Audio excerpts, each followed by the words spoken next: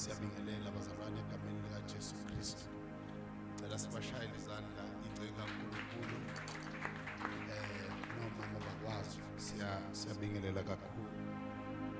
Siyabingelela kakhulu bazalwane, sibingelele umama mfundisi, sibingelele bonke abazalwane abakhona phakathi kwethu. Siyabingelela kakhulu, siyathoba. Sibonga uNkulunkulu ukuthi sesi-2026 bazalwane, siphakathi bazalwane. Siphakathi asachi bazalwane. Sesiphakathi ku-2026. Siyambonga kakhulu uNkulunkulu. Kuthiwe angizoshumayela ekuseni bazalwane. Nginenhlahla ukuba nesemoni nami yokuqala nami njalo maqala unyaka ngiqala la ukushumayela. This is my second year namhlanje bazalwane. Semoni yami yokuqala kumele ngiyenze lana bazalwane. Ngingayenzi nalabazalwane engikhonza nabo bazalwane. Ngingakabi kumoya ngicela sibe ngeinyawo bazalwane. I've got this in my spirit. Nje ekhona bazalwane.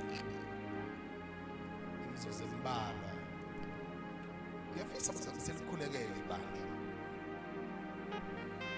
Ngishumayela bazalwane, ngiyafisa selikhulekele ibandla likaKristu Jesu Nkosi bazalwane. Azithengela lona ngegazi bazalwane. Likhulule bazalwane. Omunye umoya ibandla lidinga ukukhululwa kuwo ireligion nedoctrine yabefundisi bazalwane. I'm sorry to say this. Kodwa ngisale sengikusho bazalwane. Siyadinga bakhulekela abazalwane echini ukuthi bakhululwe enkolweni nasezifundisweni zabefundisi bazalwane. Ngicela ukuphinde okwesithathu bazalwane. Siyadinga ukukhulekela abazalwane ukuthi bakhululwe enkolweni, because along the line la ekushumayeleni sigcina sifaka inkolo okungeyona esabantu embusweni eletha ukwehlukana ebandleni okungenasidingo bazalwane. I felt this in my spirit ukuthi we need to pray for this. uNkulunkulu ayibreak singayiboni ku-2026 bazalwane. Ke sibe ngabazalwane sibe libandla laKristu bazalwane. Ngithi mangicabanga ngithi angifisi mamtembe ukuthi uma kungabuya uJesu mangiqalaza ngingababoni abazalwane. Ngoba ngaba kuphoxeka nje ukuthi mayibuya uJesu ngisale mina bazalwane. Alibonge into nje singangiphoxa emhlabeni ukuthi makukhala icilongo kubuya uJesu kusale mina. Iyona into singangiphoxa ke emhlabeni bazalwane. Konke lokho kunye kusangiphoxa bazalwane. Kodwa leyo kubuya kaJesu mangathiwa kukhala icilongo kubuya uJesu ngizithole ngisele ibandla lihlwithiwe. Sengaphoxeka ngempela ke emhlabeni. Okunye cha kusangiphoxa bazalwane. Angisaqualify sengakunqoba okuningi okuphoxayo. Angeke kusangiphoxa bazalwane. Cha ngeke kusangiphoxa. Lokho nje osengangiphoxa manje emhlabeni. Let us take a few minutes nje bazalwane. Sivala amehlo ethu sikhulekele ibandla sonke bazalwane. Silise kumnikazi walo. Babona amandla onke nongiyise wenkosi yethu Jesu Kristu. Ekuseni namhlanje umhla ka-1 2026 kuJanuwari. Siyathandaza endaweni yasoThongathi. Sikhulekela ibandla lakho uNkulunkulu wethu oyingcwele. Sikhulekela kuyo indawo yasoThongathi elikuyo. Ulikhulule Baba emandleni ezifundiso nasemandleni enkolweni angabazi kuKristu nengayilithi kuwe. Silipresenta kuwe uNkulunkulu lingenasisihla lingenalumbimbi. Lihlanzekile njengoba walihlanza ngegazi lendodana yakhe esiphambanweni. Njengalokhu walithenga walibizela kuwe uNkulunkulu wethu onamandla. Baba wethu oyingcwele, ekuseni siyathandaza ukuba ulikhulule uNkulunkulu wethu onamandla. Ulibeke phambi kwesihlalo sakho, lihambe emkhondweni yakho, lihambe entandweni yakho, lihambe lingazisoli, lihambe ngamandla akho ngoba unguNkulunkulu wezinkululo. Siyathandaza ekuseni uNkulunkulu wethu onamandla onke, ukuphila konke makubo kulo. Amandla omlilo namandla kamoya mawabe phezukwalo, liqabule zonke izibopho zamakhetha ngobumnyama.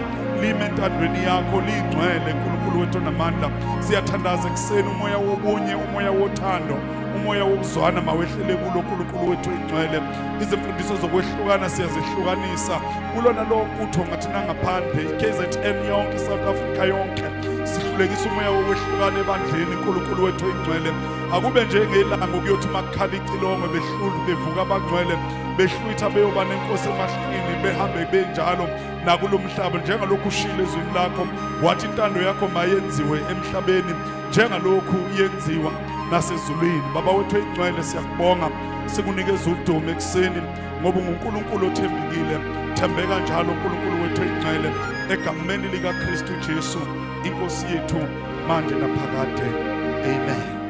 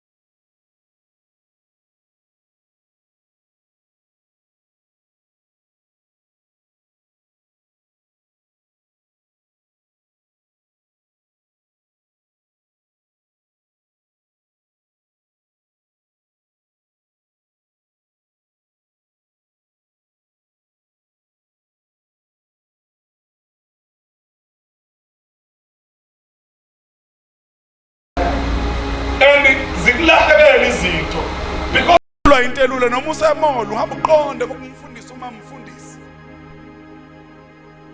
Mina ngiyangididwe nje emoli ukuhlangana nomuntu ekwatile ngoba ngikwate emoli. Because ustereotype ubanjwe yilento embambile engenasidingo imenza ukuthi noma esemola kwatela umuntu akasezwe noma mfundisi ukuthi usawubona akakwazi ukuvuma ukwatiswe into engenasidingo udinwe into engekho. Bazalwane, we need to come out from those things and try to move with other people.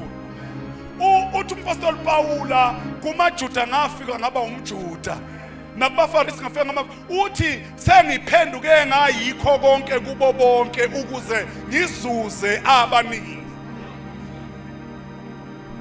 Into elahleke ebandleni kulezi insuku yilento yokuthi uma umuntu efika ebandleni njalo uyafika ngisho seneminyaka emibili emithathu u4 njalo uhlale emusha ebandleni. Lento imenza ukuthi nala okufanele khona apply lento ye submission akakwazi kuba submissive because people they want to be treated very special. La kungafanele ngabe bathithwa khona special.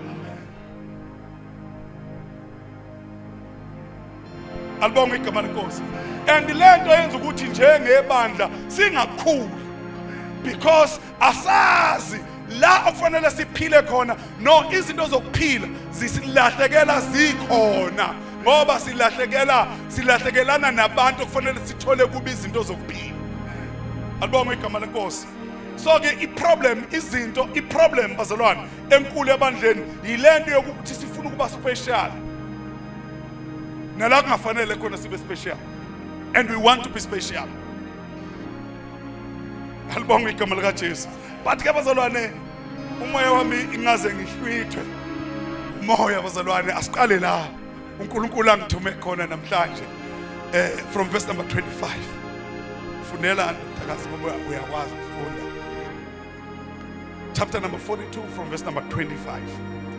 uJosefa wayesiyala ukuba amasaka abo agcwaliswe ngamabele kubuyiselwe imali yalowo nalowo esakeni lakhe baphiwe umphako endleleni kwenziwa njalo kubo basebethweswa izimbongolo zabo ngamabele abo bamuka khona.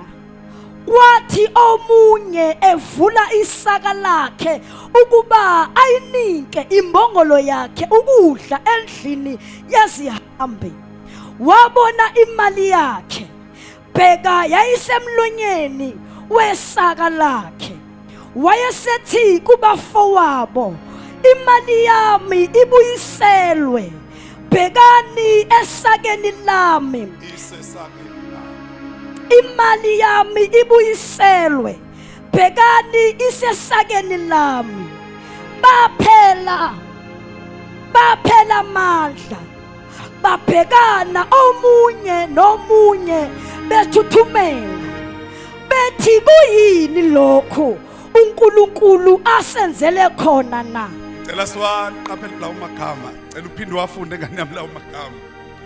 Wayesethi kubafowabo imali yami ibuyiselwe bhekani isesakeni lami baphela amandla babhekana omunye nomunye bethuthumela bethi kuyini lokhu uNkulunkulu.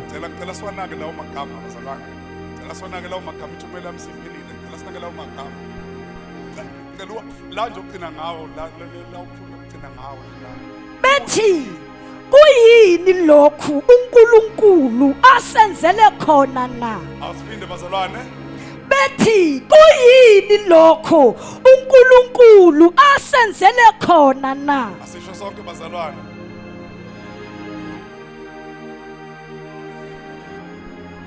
Asisho sonke bazalwane.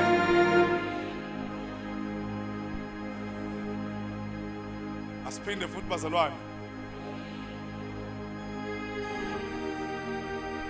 Thina futhi bazalwane kuyini lokhu uNkulunkulu asenzele khona na. kuyini lokhu uNkulunkulu asenzele khona na?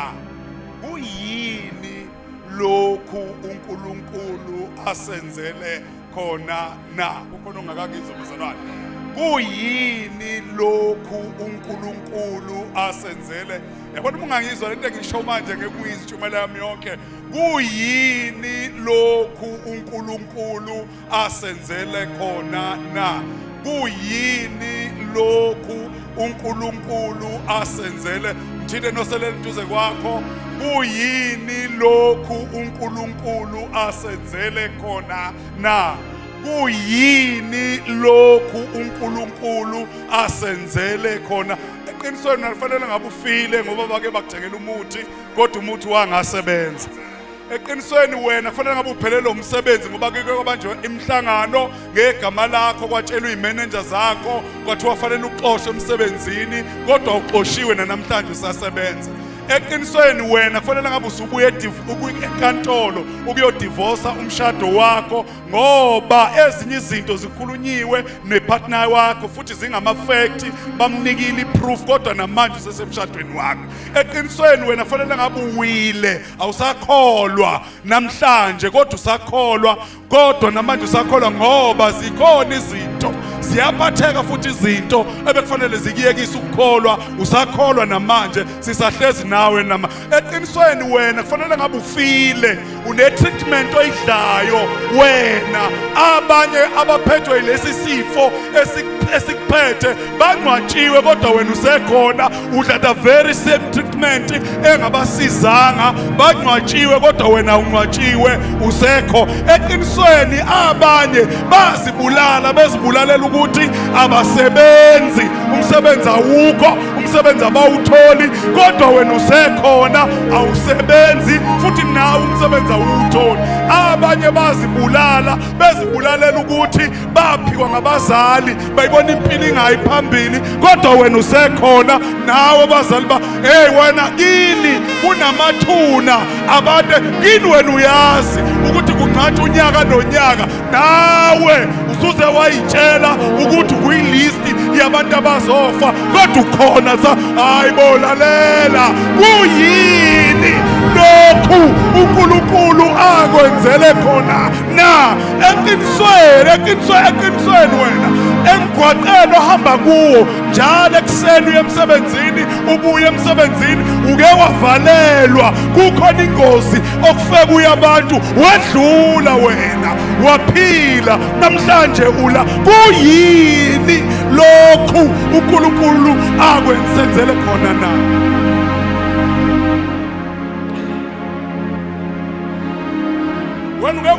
Uyabona wena Jobe uke walandela umuthi kabi, walandelwa umuthi kabi sekuxoxwe kwaqedwa kwathiwa lo muthi lo mina ngawusebenzisa kuchila uchili sewashona nawe hamba ufake kuJobe. Definitely wafakwa umuthi wahlala ofaka umuthi wawulinda ngoba uyazi ukuthi uchili kodwa wena Jobe usela. Kuyini lokhu uNkulunkulu akwenzele khona na? Baretrench inkampani ngeke zaretrench waxosha abantu bahleze emakhaya wasinda wena uzazi ukuthi wasinda kanjani. Kuyini lokhu uNkulunkulu asenzele khona na? Kuyini lokhu uNkulunkulu asenzele khona na? 2026 fanele sihambe nabantu ababuka uNkulunkulu hayi abantu ababuka abantu. 2026 fanele sihambe nabantu abakhonza uNkulunkulu ngayo yonke inhliziyo yabo nangayo yonke ingqondo yabo. 2020 no wabazalwane singena kwi-century ecritical lalela othandaza ubuye nganeno umuzwa kuthiwa umashiyana uwile uthandaza ubuye nganeno.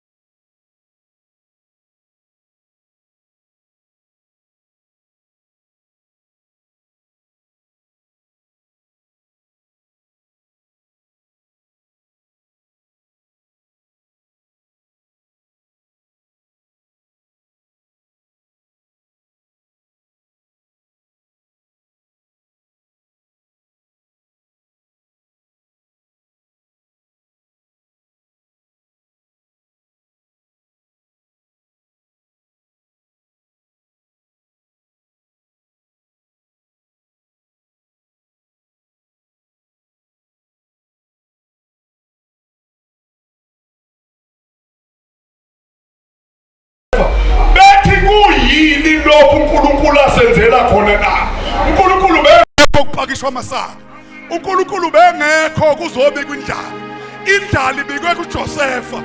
Hawu nikhona bazalwane. Awusengiyashumayela ngempela bazalwane. Indlala ibikwe kuJosefa, uNkulunkulu bengekho. Indlala chili. Hamba ulifunde chapter number 42. Kwasuka abafowabo bakaJosefa behlala eGibhithe. Uma behlala eGibhithe bafika ba-introduce kwathiwa kukhona abantu abazokufuna beze kuJosefa. Udaba beze ngalo luthi izwe sivela kulo linendlala. Manje sesize kuwo. Lithi iBhayibheli uJosefa mkhulu wagijima wayobabuka. Ebona ukuthi abasamboni. Wabuyela emuva wakhala eyedwa. Hayi nikhona bazalwane. Wathi uma ebabona futhi ebona ukuthi abamboni wangakhala phambi kwabo. Wayokhala yedwa. Ngicela ukuphindwa kwesithathu bazalwane. Ebona ukuthi abamboni wasuka phambi kwabo. Wayokhala yedwa. Singena esigabeni la kungakhalwa khona noma kanjani. Lomnyaka singena kuwakhalwa noma kanjani. Uyababheka abantu azokhala phambi kwabo. Uyabheka awunikhona bazalwane kaNkulunkulu. Lesikhathi singena kuso asikhali.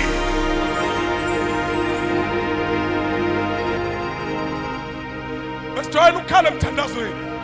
Kodwa kulesigaba singena kuzo sizokhala emthandazweni. Besijwayele ukuthi uma sinenkinga sitshela ibandla sithi asithwalisana. Kodwa kulokhu sesizokhala sodwa manje. Sifika esikhathini la khona abakholwayo abazana nayo bazothi uma bebona ukuthi bangabafowethu bona kodwa ngeke ngikhale phambi kwabo bajike baye khoneni bebodwa kuzwakala bekhala uma beqhamuka phambi kwabo beqhamuke bebahle.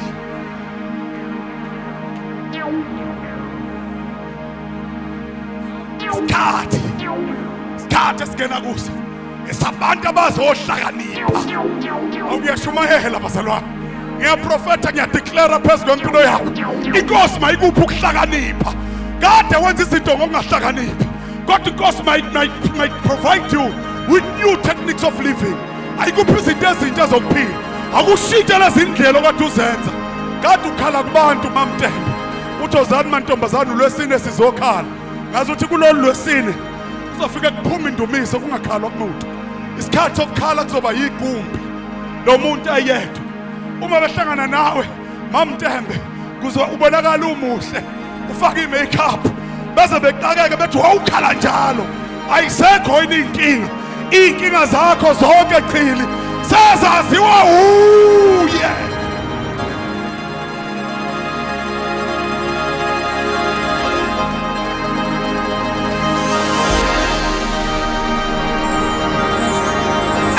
Inkinga sazaziwa uye. Awusayinqobi athujobe kodwa mina bengiyakumfuna uNkulunkulu bengiyakuyibeka indaba ya ebabona futhi naye ebona mamdlamini ukuthi abamboni kakhalanga phambi kwabo. Wakhala yedwa eceleni. Uzwakala ebiza inceku yakhe emkhulu ethi lezi zinhloli lezi abahluphekile lapha. Zinhloli lezi zizohlola izwe ukuthi licebe kangakanani. Baqapheleni ubiza inhloli uthi laba zinhloli lezi baqapheleni laba. Yabona isentura isigaba noma mfowethu isigaba esingena kuso isigaba sokuqwashisana.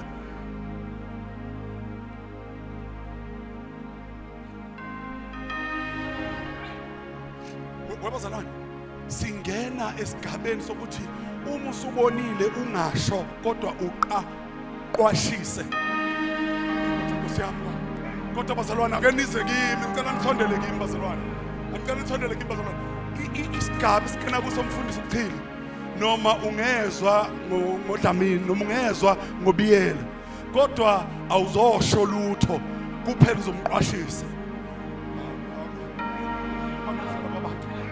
Abangezwa laba bantu athi mzali worship team, isigaba esingena kuso akusona isigaba sokusho ukuthi uyabona nje uma wenza njena uhambi kahle, kodwa isigaba sokuthi kuthi mawubona into ubusuthi kodwa umntwana kaNkulunkulu yena akenzi nje.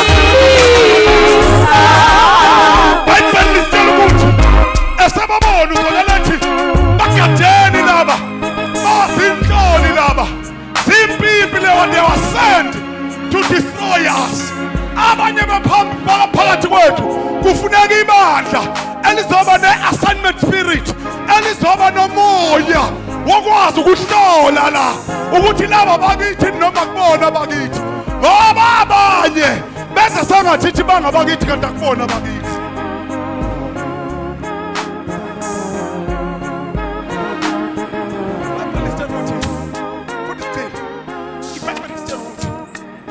uJoseph esekhale waqeda emva kwaleso statement waphinde wababuza ningobani,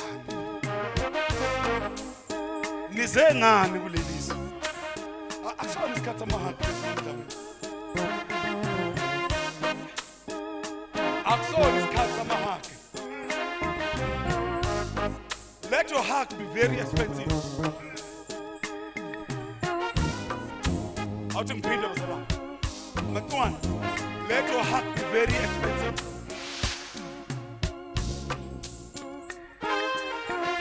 Lithi iBhayibheli ningobani, nize ngani?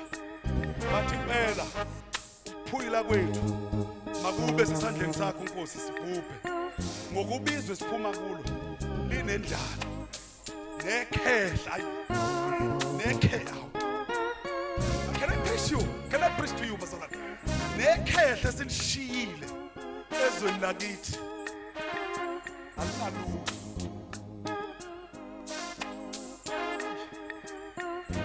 Nekhehla selishiyile ezweni lakithi alinalutho.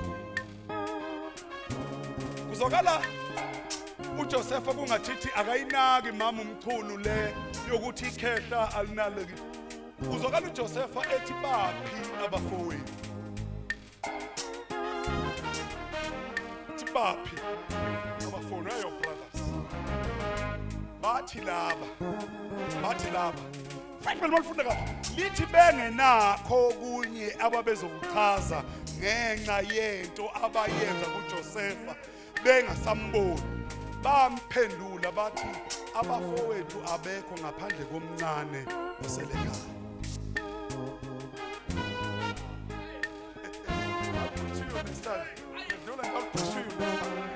Yabona le ethi uselikhehla nalo alinalutho.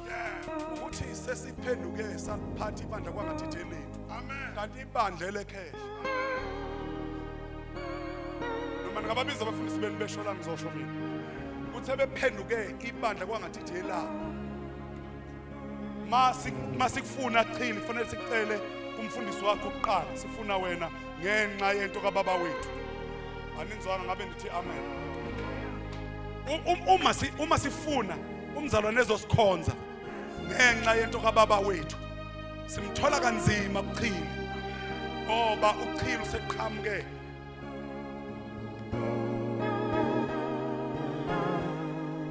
Kanti umntwana wakhona sigadela ikhehla. Sigadela ikhehla ukuthi lisekhaya ikhehla futhi amandla lisenawo. Kodwa lona sigadela ikhehla kuyona yethu le. Sigadela ikhehla ntombela noma ungakude kodwa ukuthi sigadela ikhehla. Ngiyamthanda uPaul ethi ningabi ngamakhosi phambi komhlaba. Enwele usayo mama. Ngayiphendula nibe ngamakhosi phezu komhlaba enwalusini. But kabazona to cut my story short. Ethi iBhayibheli wanele ukusho njalo. Banele ukusho njalo. Kwaba bamthintile uJosepha. Wangafuna ukuzichaza uJosepha ukuthi ngubani. Wangafuna ukuza. Uzakade uJosepha ethi for now I will give you food. But when you come next time nibuye nobhutweni omncane. Abazalwana. Wathi manibuye next time. Come with the small brother. Shiphu utwana omncane. Wathi futhi uma wabatshela nje besephambi kwakhe engakabaniki nokudla. Wathi uma nimshiyile angeke ngimnike ukudla.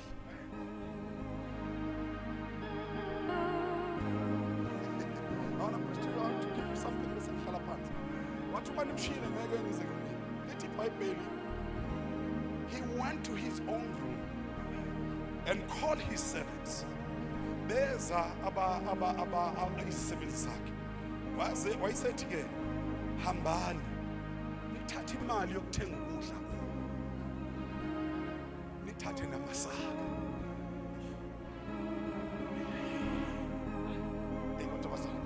Kodwa futhi angisale sengiqhubeka.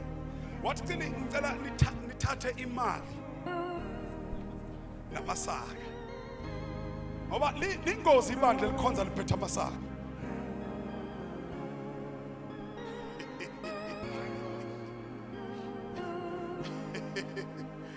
Ngiyabona mthandi ngizwa nini. Ngiyabona mthandi ngizwa. Kodwa nizongizwa mase niwashisa itshe emakhaya. Lingozi ibandla likhonza liphethe amasaka.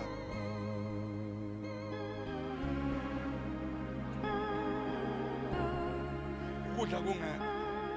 Liphathe amasaka lize liphathe nemali. Kodwa ukudla kukho. Ukudla oyidlayo liphethe imali liphethe amasaka.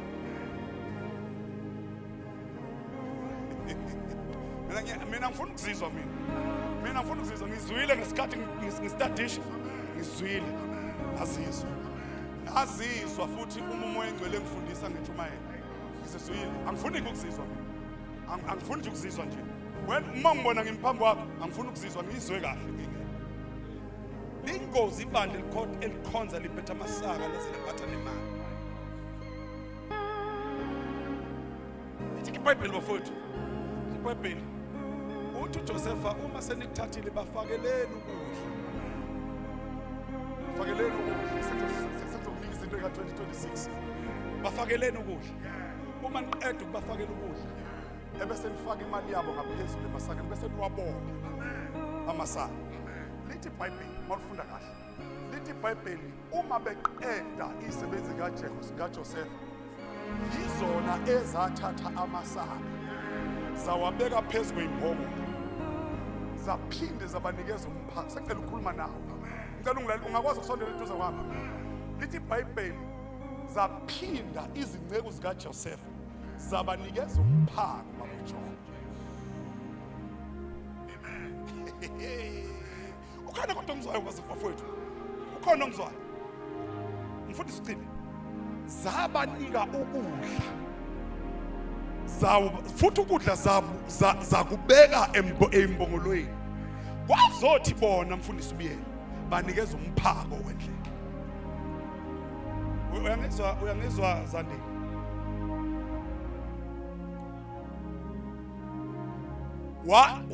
Wathatha bathatha ukudla bebekade bekuthenga kunemali ebebethenge ngayo. Ningakhohlwa ngithene ekuqaleni uNkulunkulu wayenjani uNkulunkulu? Asisho sonke bazalwane uNkulunkulu wayenjani? Ngingasisho le statement ubekufanele ngisisho late. Awukusalisa ngisisho manje. Ungacabanga ukuthi umuntu ma engakuthanda uyokuthanda mase umenzele ukudla.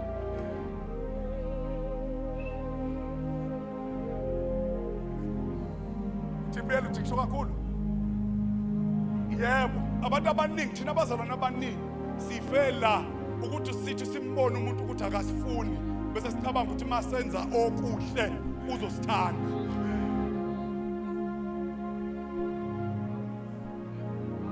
Ngicela ukuphinde kwesithathu. Thina abazalwane sifela ukuthi umuntu ufike engasithandi ebese senza okuhle ngoba sicabanga ukuthi uzosithanda. Uyabezwa abafowabo bakaJosefa bathini? Abambonga uJosefa bathi uNkulunkulu yini le asenzele yona. Ubeka uphi uNkulunkulu wafaka apha amasaka ukudla. Bamzonda uJosefa noma bengasamboni baqhubeka nokumzonda. Sebehluleka ukum-identifya ukuthi usebenzele izinto ezi beqhubeka nokumzonda. Lapho wena sithola nenhlahla ushumayeza abantu abakuthandayo bona. Phela nina mhlawumbe nina nenhlahla nifana nathi. Nifana nalo umpostoli Mashana nomlapha. Nina mculo nenhlahla.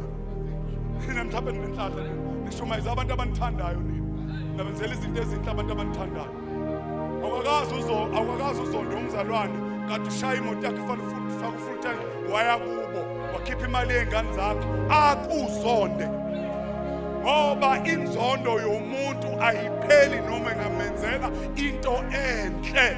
Inzondo ayipheli. May the Lord deliver you kule nto yokuzonda. Ngoba abanye abahlezi lana nje igcwele inzondo. Abanye abahlezi la inzondo igcwele. Igcwele inzondo. Bazohluleka ukubona uJosefa babo bebonge koJosefa ngenxa yenzondo. Abanye abahlezi la ibabambile lenzondo. Ibaphethe. Wehlula ukuya kumama umfundisi yothi thank you ma. Ngoba uthi ngizobeka imdudane lo mfazi. Akakwazi ukuyothi kumama umfundisi ngiyabonga ma athi ngimdudeni. Njalo naye uphethwe inkanuko ufuna indoda yakhe.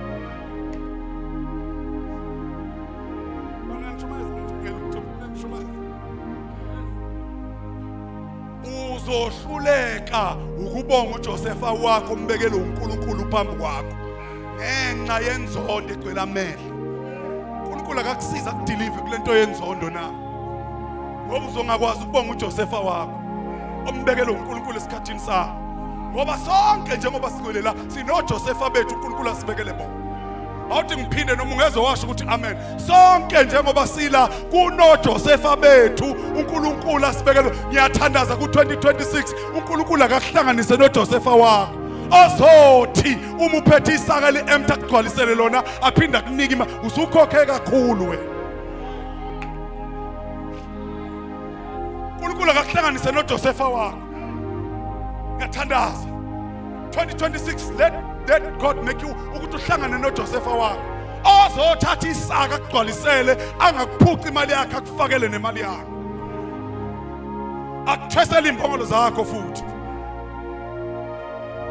sonke bazalwane sikhulekela ukuhlangana noJosepha bethu sesigcilazeke kakhulu uNkulunkulu akahlanganise noJosepha bethu ku2026 kodwa let us be delivered kulento yenzondo iforgiveness bazalwane bitterness ayiphila ayipheli bitterness enhlizweni zabazalwane simazi umuntu wecebo ngoba uNkulunkulu uzohlangana nomuntu wecebo ungakwazi ukumbona umuntu wecebo alibonke igama lenkosi lithi iBhayibheli bafowethu sengihlala phansi lithi iBhayibheli bafowethu lithi iBhayibheli bahamba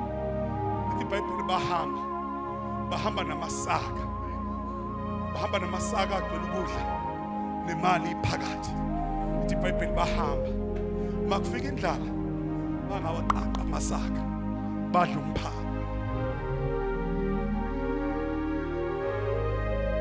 makufika indlala mfowethu bangaliqaqa isaka badla umphako into eyenza ukuthi kuvule isaka akuyona indlala kodwa kwaba ukuthi imbongolo seyihamba isikhathi eside akwatha ngashumayela nabantu kubantu bekude no bafowethu babengalambile abawavulanga amasaka ngoba belambile mamthemba kodwa into yabo yathi izimbongolo zethu sezihamba isikhathi eside sezilambile nazo noma thina ukudla singanakho babamsithola kodwa nezimbongolo zethu sezihamba isikhathi akuyona indlala yabo eyabenza bavula amasaka kodwa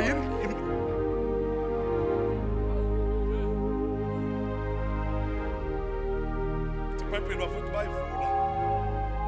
bayivula isaka babevula isaka bathola ukuthi imali bebeyithenge ngayo isesakeni nesaka ligcwele uzakala bethi kuyini lokhu uNkulunkulu asenzele khona lo mbuzo ke uke wavela eBhayibhelini uvela kubantwana bakwaIsrayeli uma behamba bephuma ezindlini zaseGibhithe beze besethembisa lithi iBhayibheli bakhala kuMose endleleni bathi ukudla kuphelile namanzi aphelile besihleze eGibhithe singalambile singaswele lithi iBhayibheli wathandaza uMose ebusuku uzakala uNkulunkulu efika ebusuku ethi khululeka Mose lala ekseni I will provide khona bazalwane ningempela nina nifuna ukuqeda 2026 ningempela nimisela bazalwane ngicela ningilalele mina manifuna into ezonithatha isikhathi eside ngicela ningilalele uthi uNkulunkulu kubantwana bakweZareli no I'll provide them in the morning amen relax and sleep amen I'll provide them in the morning relax and sleep in the meantime sleep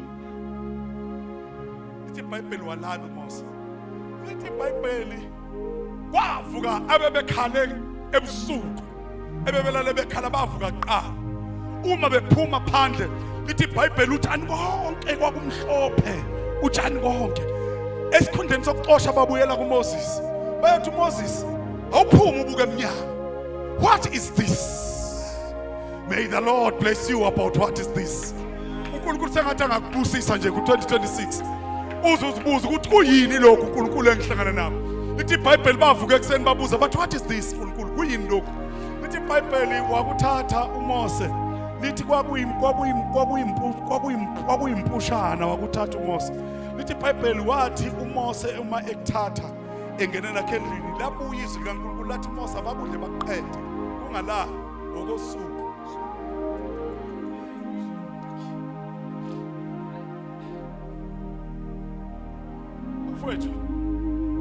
bafowethu iBhayibheli lithi bahamba namasaka bephethe umphako niyazi bafowethu ukuthi sike siyibambezele namasaka kanti uNkulunkulu sibekela into enkulu kunamasaka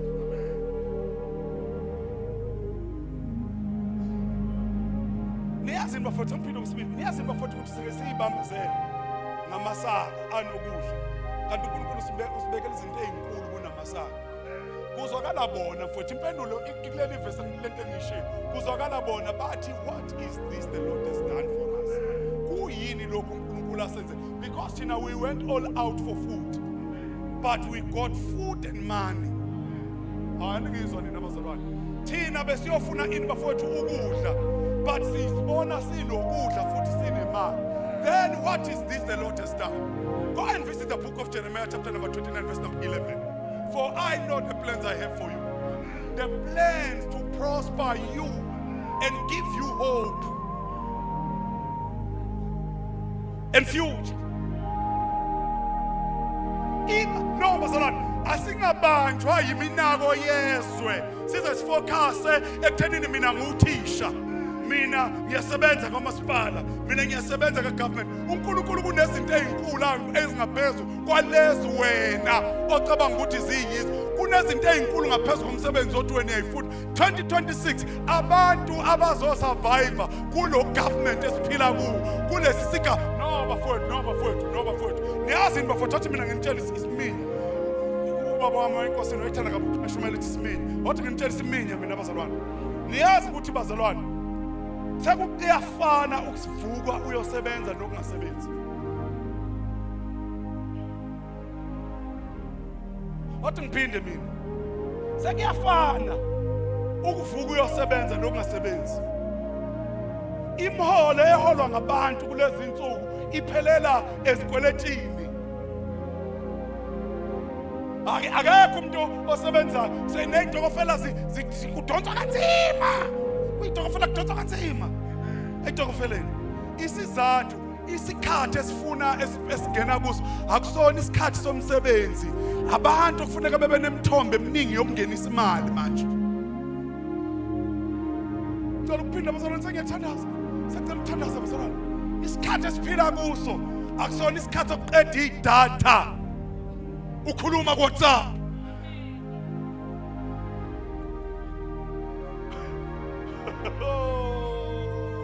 awufuna isikhathi uphila kiphi ngiphila kulomhlaba ophila kuwo mina ukhulula uWi-Fi wena ubuke uWhatsApp noFacebook noTikTok zingaki izinto ezenzeka ku internet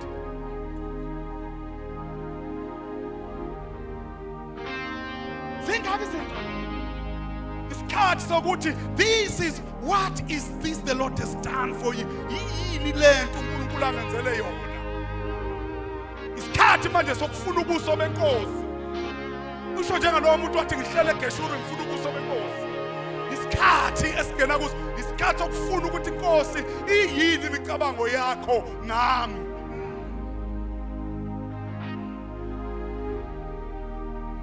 how great thou art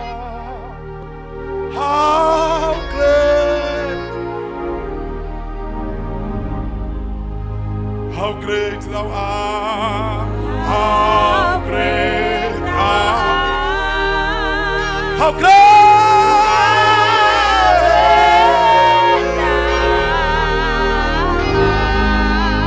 yathandaza inkosi ayikufuna amehlo 2026 ake sihambe nabazalwane abafuna amehlo abafuna izinto ezokwenziwa inkosi ubonga umsebenzi ukuthi uthi kodwa Nkosi sengibonile ukuthi lo msebenzi angeke ungakhisi uhlobo lomuzi engiwufuna ngiyawubona lo msebenzi angeke uzuzenze ingane zami ziyofunda esikoleni okufanele ngiyofunda kuso ngiyawubona lento enginayo kodwa ayenele Nkosi ngicela unginike lokho Nkosi ongibekele khona sime ngeinyawo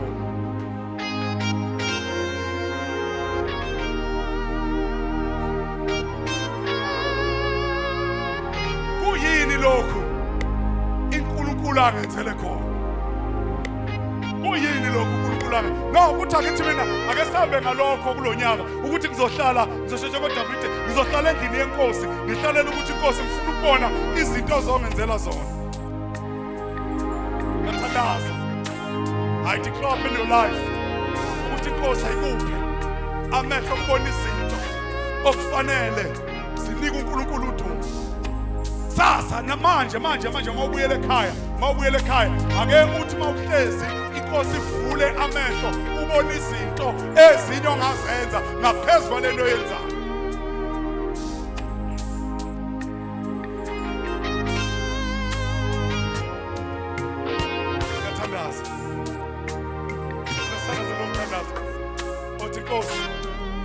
ngizocula amen ngifike kulokho ozongenzela khona 2026 yabona futhi sisebenza bafundisi sisebenza ngoba sidini principle kodwa sibe sazi ukuthi kukhona into uNkulunkulu angayenza ngaphezulu kwalona esiyenzayo akhona amadlela angakabonakali esele sisithi sivuke ekseni bamustoli sivuke empostoli sibe sazi ukuthi kunezinto uNkulunkulu angasenzela zona abantu bamangala ukuthi lo mama uhola impesheni nje ukwenza kanjani lo siyamazi uphila ngemali yegrant ukwenza kanjani lona usebenza eJaldini ukwenza kanjani lona usebenza akana profession ke lo ukwenza kanjani lokho umsebenzi kaNkulunkulu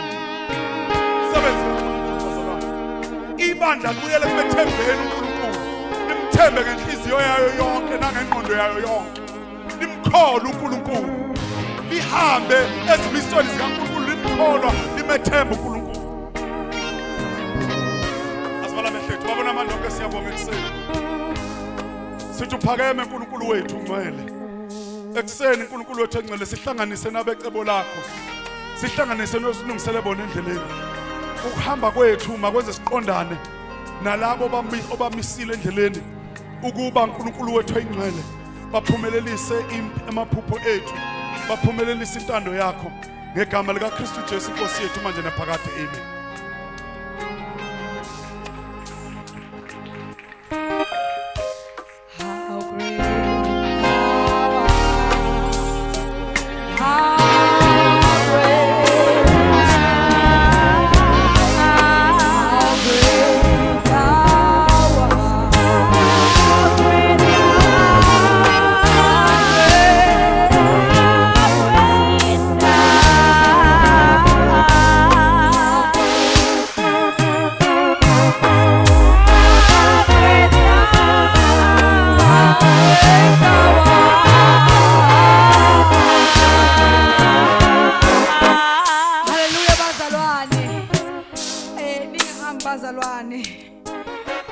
Sekuyalunga khona kodwa singahambi bazalwane ngisazobiza umfundisi eze ngaphambili umfundisi ubiyela ngicela sithi malu sinombusi